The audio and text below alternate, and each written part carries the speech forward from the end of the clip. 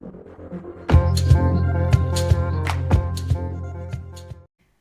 you ever wonder what Huawei is doing right now without GMS, so without the Google mobile services? Well, I do have to admit I haven't had a Huawei phone since the ban from Google mobile services. So I was very intrigued when they offered the chance to try a few phones out and see what I think of it. So I borrowed the P40, which I'll do a review on soon. And right now I have the P40 Lite here in front of me that I'm going to be unboxing. And yes, I've had some experience with HMS, so Huawei's mobile services that they now use on Huawei phones because of the P40. But I'm curious to see if the P40 Lite will be the same or will it be different? Will it have the same things I could not do? Will I be able to do everything I want with this new Huawei phone? Will it have the same laid backs? Or will I have better usage of the phone in general now? I'm very curious to find out, so I can't wait to unbox this phone to show you what is inside, of course, and also give you a starting tour of the phone, of the basics, things it can do. And after that, of course, we're going to go on in a while after a period that I've been using it and also holding it side by side with the P40. Well, of course, very interested in how the camera compares. And well, that will come later. Let's first now unbox this. Welcome to Miss Mobile Tech.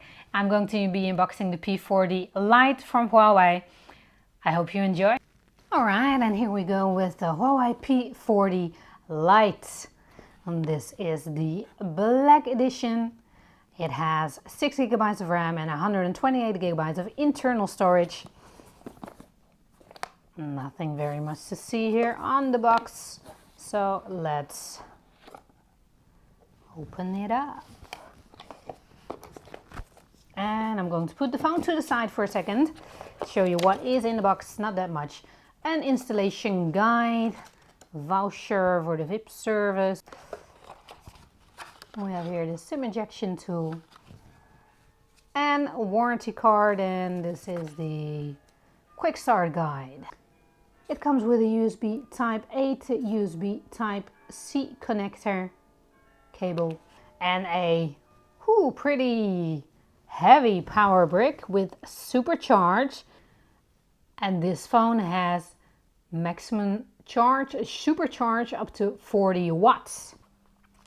And here is a headset. It's like an old type headset with a 3.5mm pin. And it also has a button here on the cord where you can enter your calls, which is always handy to have if you still use a wired headphone, which I do sometimes, but not that often. And that is something here. No, that's it. That is all that is in the box. If we then take a look at the phone, here we go.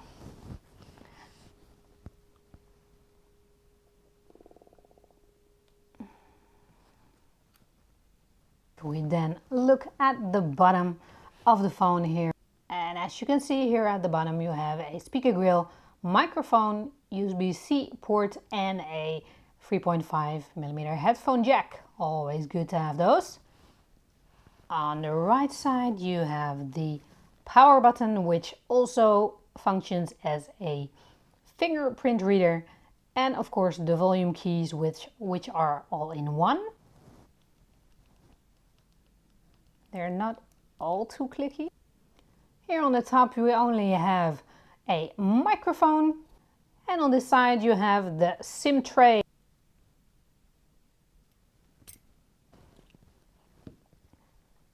And we're talking about a dual nano SIM card reader, but fortunately you can put up to 256 GB of storage in the phone on a nano SD card. And on the front here, of course, you have the 6.4-inch IPS LCD display. You can see the selfie camera. Let's turn this on for the first time.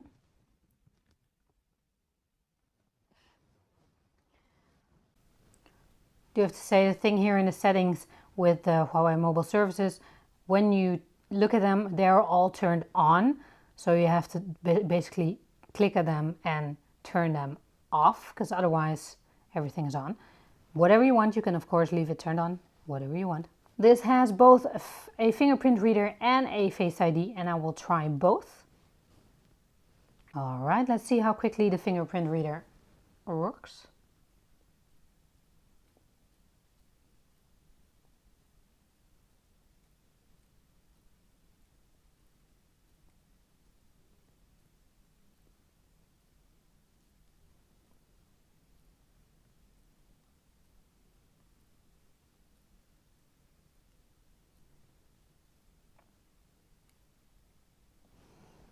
All right, that was the fingerprint reader.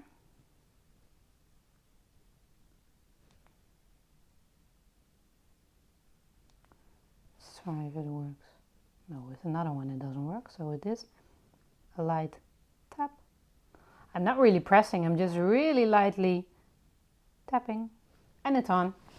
Let's go to Face ID, and you can also turn on raise to activate, but I won't. Let's do it.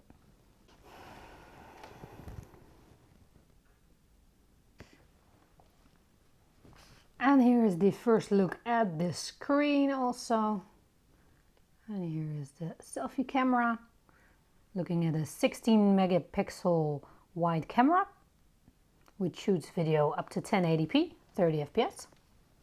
The whole phone is powered by the Kirin 810, which is of course a mid-range but very good chip. Let's see here at the memory. I always do that.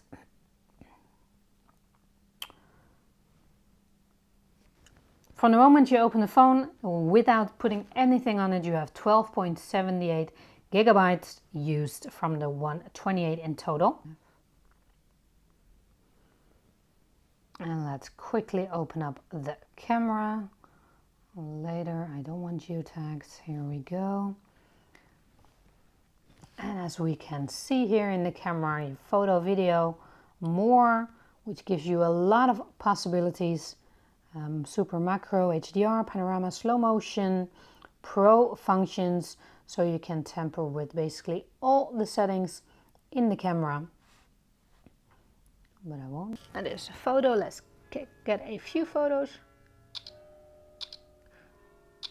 There's like a millisecond delay, but it seems to be working nice. This is beauty.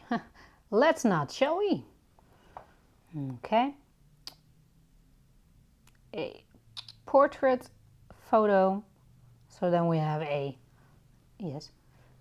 So here you have a normal and a portrait, which of course it's not really possible.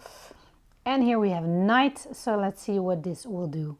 At night, automatic.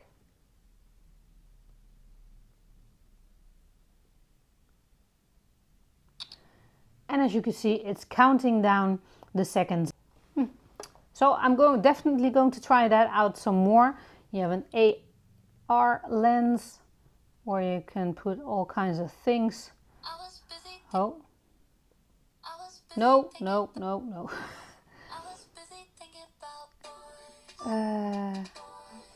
Okay. So you can do all kinds of things. And this is totally not my style. So let's not. And video, you can record video, of course. And you can zoom in here up to 6 times, which is very quick, very close here. 6 times. Or go wide. I have to say it looks a bit more gray, everything. So when I go to the normal one, I think this is the normal one. If we're looking at the colors, so this is the wide angle, and this is the normal one, which is more fuzzy, but it does seem to have more color. So this is, interesting. I'm really going to try that out. And then last but not least, my favorite thing, but not really, the selfie camera. Well, and then here we go. Let's see. It's one selfie. And it's standard on portrait. I don't want to, oh, I just want it like this, the way I took it. Oh wait, there seems to be some sort of, no, there is no beauty thing on, that's good. No effects. And then this is the photo I took, which is actually all right. Although I have to say it looks better here on while filming it than it really is here. Because, well, I don't really like photos of myself. Anyways, here at the back there is a 48 megapixel camera, a 8 megapixel ultra wide camera, 2 megapixel macro camera, 2 megapixel depth camera. They can shoot up to 1080p with 30 FPS. And I am actually very interested to see how the camera will do compared next to the P40. If it's much better camera tech. I do have to say the photos that I just took did a little bit let me down a bit. But I'm curious to see what other photos will do. As you can see also, this is the glass back and it will get smudgy pretty quick. I've just had it in my hand for a few minutes, as you all know. And already I have some pretty big smudges here at the back that I'll have to clean off. I do have to say that fingerprint reader though is lightning fast. I'm not actually really touching it and it opens. And just to try, so with another finger, it doesn't work. But this, click, yeah, it's lightning fast. So I'm going to see how quick, how much this will respond, how this phone will work. And of course, I will let you know. If you have any questions about this phone, please let me know. I'm very curious to find out. If you liked it, a sub to the channel would be amazing. And I really hope to see you in the next one. Until that time, take care, stay safe. See you soon.